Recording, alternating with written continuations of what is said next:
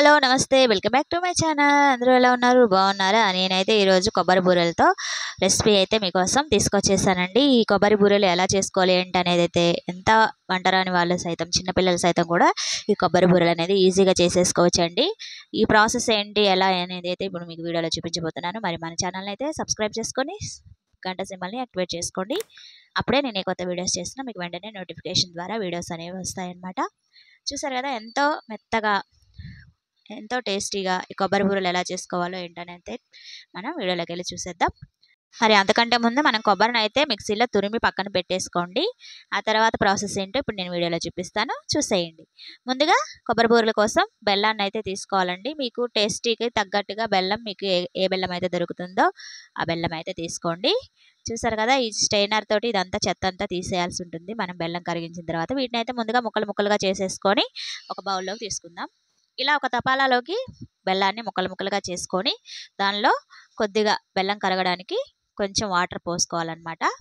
ఇప్పుడు దీన్ని మనం స్టవ్ మీద పెట్టేసి పూర్తిగా కరిగించుకోవాలి. చూసారు కదా బెల్లాన్ని మనం వాటర్ పోసేసుకొని ఇప్పుడు పొయ్యి మీద పెట్టేసుకొని కరిగించుకుంటున్నాం అనమాట.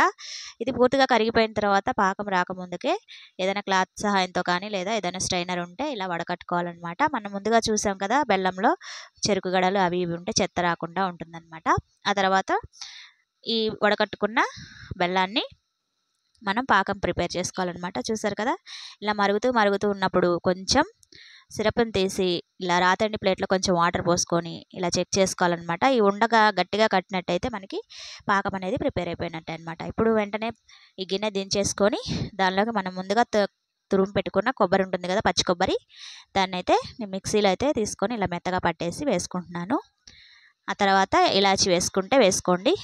ఆ తర్వాత తడిపిండిని మెల్లికి పట్టించుకొని జల్లించుకొని పెట్టుకున్న పిండిని నేను ఈ పాకంలో అయితే వేసుకొని ఇలా మొత్తం కలిసేలాగా బాగా కలుపుకోవాలన్నమాట. ఇలా ఒకళ్ళు కలుపుతుంటే ఒకళ్ళు వేస్తూ ఉంటే మనకి ప్రాసెస్ అనేది ఈజీగా ఉంటుందన్నమాట. చూసారు కదా ఇలా పూర్తిగా పిండి మొత్తం కలిసిపోయిన తర్వాత దీన్ని పక్కన పెట్టేసి డీప్ ఫ్రైకి అయితే మనం ఆయిల్ ప్రిపేర్ చేసుకుందాం.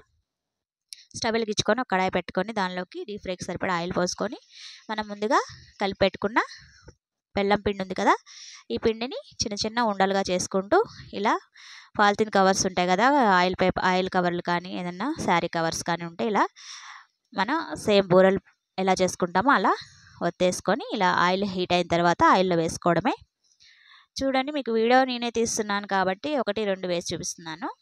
మనం ఆయిల్కి ఎన్ని సరిపడిపోతాయో అన్ని వేసుకుంటే మనకి పని అనేది త్వరగా అవుతుంది. నేను వీడియో తీస్తున్నాను కాబట్టి 1-2 వేసి మీకు వీడియోలో చూపిస్తున్నాను ఎలా కాల్చుకోవాలి ఏంటనేది. చూసారు కదా ఇలా మంచి కలర్ వచ్చే వరకు గోల్డెన్ బ్రౌన్ కలర్ వచ్చే వరకు ఈ బూరెలను అయితే ప్రిపేర్ చేసుకొని ఆయిల్లోంచి తీసి ఏదైనా స్ట్రైనర్ ఉంటుంది కదా జల్లి గిన్నె దాంట్లో వేసుకుంటే ఎక్స్ట్రా ఆయిల్ అనేది దానిలోంచి కిందకి దిగిపోయి బూరెలు అనేది టేస్టీగా ఉంటాయి అన్నమాట. ఆయిల్ పీల్చకుండా బాగుంటాయి. చూసారు కదా అంతేనండి, ఎంతో సింపుల్ కొబ్బరి బూరెలు.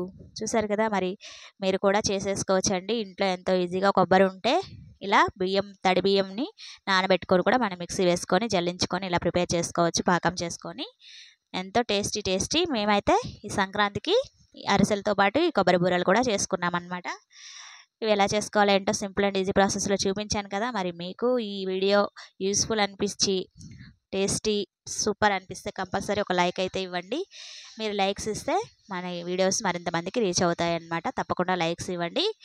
అలాగే ఎలా వచ్చింది ఏంటనేది కూడా ఫీడ్బ్యాక్ అయితే ఇవ్వండి. వీడియో నచ్చితే మరింత మందికి షేర్ చేయండి, మీ ఫ్యామిలీ రిలేటివ్స్కి షేర్ చేయండి. Thanks for watching. ఇప్పటి వరకు వీడియో చూసినందుకు బాయ్ ఫ్రెండ్స్.